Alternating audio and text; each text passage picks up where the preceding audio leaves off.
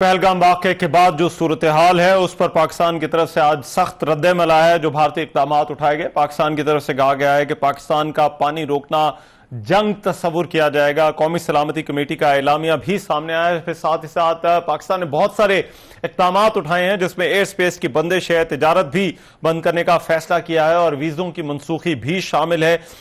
इन फैसलों का असर क्या पड़ सकता है, किस तरह से दोनों ममालिक के दरमियान जो मामलात हैं वो क्या रुख इख्तियार कर सकते हैं। साबिक सेक्रेटरी खारजा एजाज चौधरी साहब इस वक्त मेरे साथ मौजूद हैं, उनसे इस हवाले से मजीद बात करते हैं। एजाज चौधरी साहब, बहुत शुक्रिया आपके वक्त का। सबसे पहले तो मैं ये जो आज इक़दाम उठाए गए हैं और पाकिस्तान और भारत के दरमियान इससे पहले भी इस तरह के एपिसोड्स हमने देखी हैं जब सूरत हाल इतनी टेंस हुई, लेकिन ये जो डाउनग्रेड किया गया है डिप्लोमेटिक टाइज को, और ना सिर्फ वो किया गया बल्कि उसके साथ साथ एयर स्पेस की बंदिश भी हुई है, आपको क्या लगता है कितने सिग्निफिकेंट हैं ये इक़दाम जो आज नेशनल सिक्योरिटी कमेटी ने उठाए हैं और फिर मौजूदा सूरत हाल पर इनका असर क्या पड़ सकता है?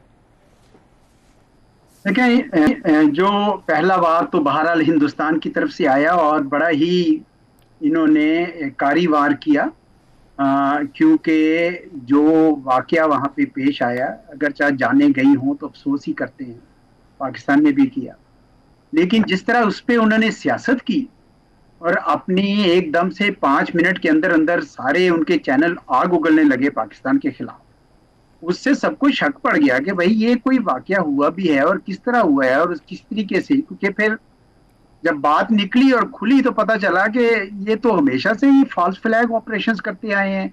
वो 2000 में छत्तीस सिंहपुरा में भी यही हुआ, बाद में भी जितने वाकयात आए हैं उन पे सब सवालिया निशान उठ गए सारे एकदम से, क्योंकि इनका किरदार ये है कि ये उस वाकये को बुनियाद बनाकर पाकिस्तान को फोर्स कर रहे थे, पाकिस्तान को तनहा करने की कोशिश कर रहे थे और पाकिस्तान के ऊपर ये चाह रहे थे कि वो इनकी इजारादारी, इनकी धौंस माने। पाकिस्तान नहीं मानने को तैयार। लेकिन सबसे बड़ा वार जो था वो सिंध ताश मुआहदे का था। ये जो डिप्लोमेट्स का आप कह रहे हैं ना, ये तो खैर है जी, होता रहता है जी। असल चीज तो ये है कि इन्होंने पाकिस्तान की जो लाइफलाइन है, जो पानी है हमारे, उनको रोकने की नहीं, लेकिन उस मुआहदे को मुअत्तल करने की कोशिश की। तो बड़ा आज जो जवाब आया है वो बड़ा ही सही जवाब आया है और मेरे ख्याल में हमारी कौम की तवक्को भी यही थी कि हमारी जो क़यादत है वो बिल्कुल तुर्की बतुर्की जवाब दे, उनको बताए कि भाई पाकिस्तान इस तरह से लाइन लो नहीं ले सकता आपकी ये सारी धौंस। अच्छा। आपको हम बिल्कुल तुर्की बतुर्की जवाब देंगे।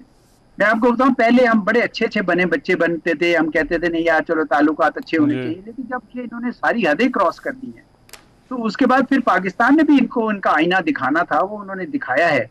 और मुझे यानी यकीनन हमारे खित्ते का अमन तो उससे खतरे में आया है, पर इसका कसूरवार हिंदुस्तान है, उसने शुरू किया है। और अभी भी जो जंगी जुनून जारी है और वो कह रहे हैं कि हम कुछ करना चाहते हैं, तो ठीक है करके देख लें।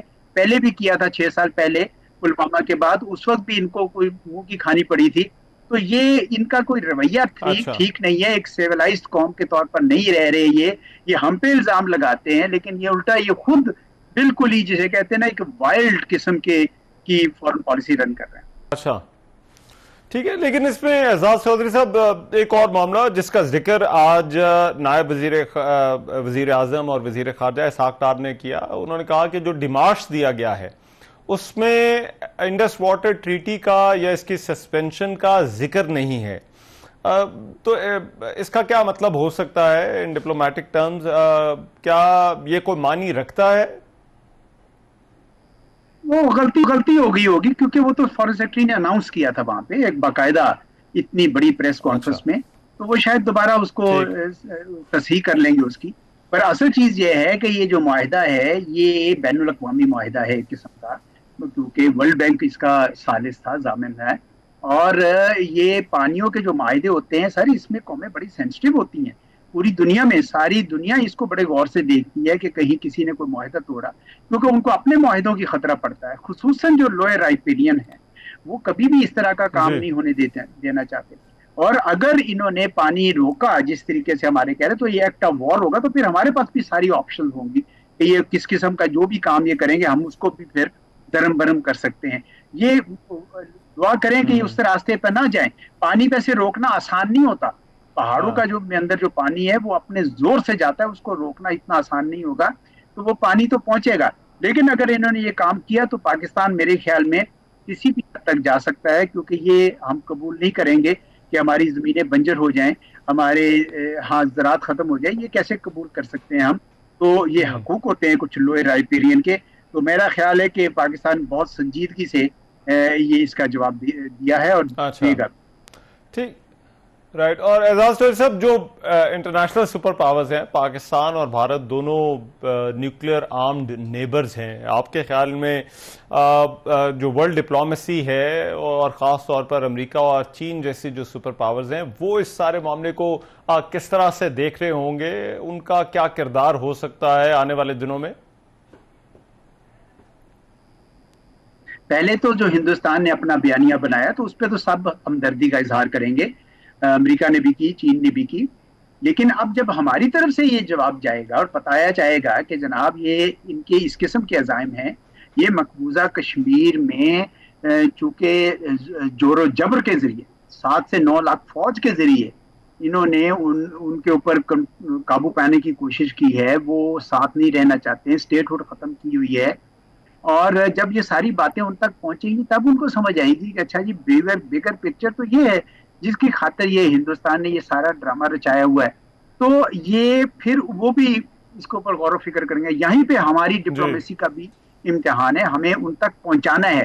किस तरह पहुंचाएं, जिस तरह भी पहुंचाएं, ये अपना ये कोई इनवॉइस भेजने की बात नहीं है कि इनवॉइस भेजेंगे तो ठीक हो जाएगा, ये टाइम ही नहीं है। ये तो इस वक्त फौरी तौर पर अपने एम्बेसडर्स के जरिए भी और जो आपके कॉन्टेक्ट्स हैं उनके जरिए भी ये हमारा बयानिया वहां पहुंचना चाहिए, बयानिए को एक शेप देनी चाहिए और वो वहां पे उन तक पहुंचा जाए ताकि उनको पता चले कि हकीकत जो है वो नहीं है जो हिंदुस्तान बता रहा है, बल्कि कुल्ली हकीकत जो है वो कुछ और भी हो सकती है। ठीक है एजाज टोहरी साहब, पाकिस्तान और भारत के दरमियान इससे पहले भी इस तरह की टेंशन्स रही हैं, बल्कि जंगें हो चुकी हैं। आप खुद भी इन मामलात को बड़ा करीब से देख चुके हैं। पहले के मुकाबले में इस मर्तबा ये जो कॉन्फ्लिक्ट है या ये जो टेंशन है, ये आपको क्या पहले से मुख्तलिफ नजर आती है?